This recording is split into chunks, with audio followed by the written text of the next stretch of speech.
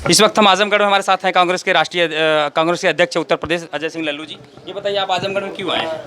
उत्तर प्रदेश में जिस तरह अराजकता का माहौल है, एक दलित प्रधान की दिन दहाड़े हत्या कर दी जाती है सिर्फ इसलिए कि वो अपने अधिकारों की लड़ाई लड़ता है। आज कांग्रेस का प्रतिनिधिमंडल उनसे मिलने जाना चाहता था, उनके परिजनों से दुख बांटना चाहता था, संवेदना व्यक्त करना चाहता था, लेकिन उत्तर प्रदेश की सरकार ने जबरन तानाशाही रवैया अपनाते हुए हम सब लोगों को रोकने का काम किया, वहाँ जाने की अनुमति नहीं दी। हमारे महाराष्ट्र सरकार के मंत्री, SC/ST के राष्ट्रीय चेयरमैन श्री नितिन रावत जी भी आए थे, वो भी जाना चाहते थे, उनका दर्द बांटना चाहते थे, लेकिन ये सरकार लगातार लोकतंत्र की हत्या करना चाहती।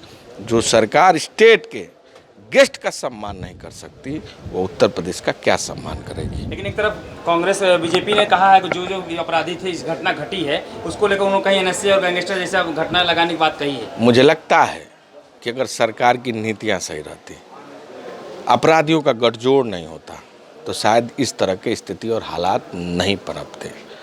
रोज की घटनाओं ने उत्तर प्रदेश को दहला के रख दिया। कानून दम तोड़ चुकी है, कानून व्यवस्था पूरी तरह ध्वस्त हो चुकी है, जंगल राज में तब्दील है।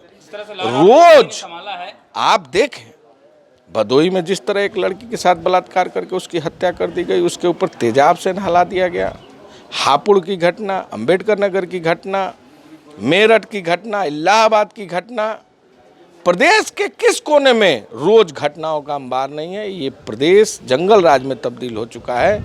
अब इस सरकार को बने रहने का कोई नैतिक अधिकार नहीं है। लेकिन सरकार तो पूरी तरह से कहती है हमने रोजगार दिया, शिक्षाओं पे जो भी स्कूल चल रहे हैं उस पर बात कर रही है, और कई सारे मुद्दों पे लेकर, कोरोना लॉकडाउन जो चल रहा है उस पर सरकार जनता के साथ खड़ी नजर आई है। मोदी जी कोई भी ऐसा विज्ञापन निकला जो लोगों को रोजगार देने की व्यवस्था के अंतर्गत था, वो विज्ञापन आज हाई कोर्ट में लंबित है। कोई भी वैकेंसी नहीं। इस सरकार ने नौजवानों को आत्मनिर्भर बना दिया है, रोजगार छीने जा रहे हैं, सरकारी कंपनियों को ठेकेदारी पर दी जा रही है, आरक्षण समाप्त किया जा रहा है, 69,000 शिक्षक भर्ती में MRC लागू किया गया, दलित पिछड़ों के अधिकारों को छीना गया।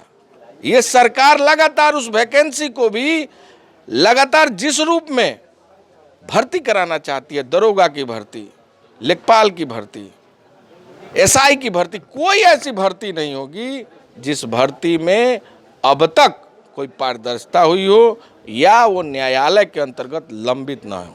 ये सरकार रोजगार के नाम पर 45 सालों का रिकॉर्ड इस सरकार ने तोड़ा है।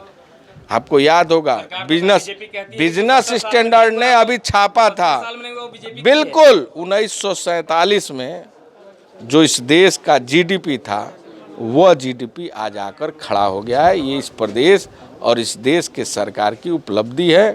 पूरी तरह सरकार हर मोर्चे पर विफल है। महाराष्ट्र यह परम पूज्य डॉक्टर बाबा साहब अम्बेडकर जी की भूमि है, जिन्होंने सभी देश को संविधान दिया, इस देश को एक समता मूलक ऐसा लोकतंत्र दिया है।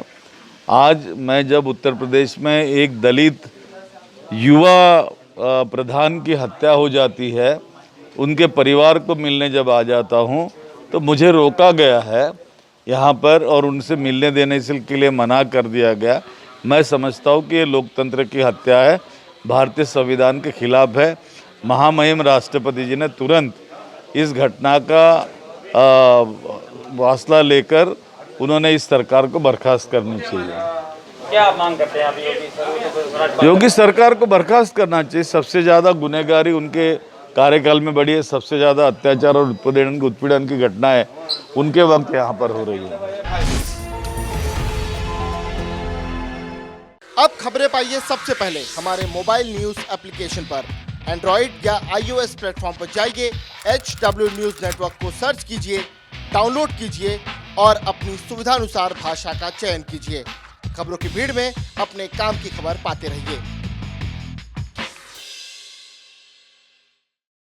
अगर आपको हमारा ये वीडियो पसंद आया है तो आप इसे शेयर करें, फेसबुक पर हमारे पेज को लाइक करें, ट्विटर पर हमें फॉलो करें, यूट्यूब पर ज़रूर सब्सक्राइब करें ताकि आपको हमारे हर खबर की अपडेट मिलती रहे।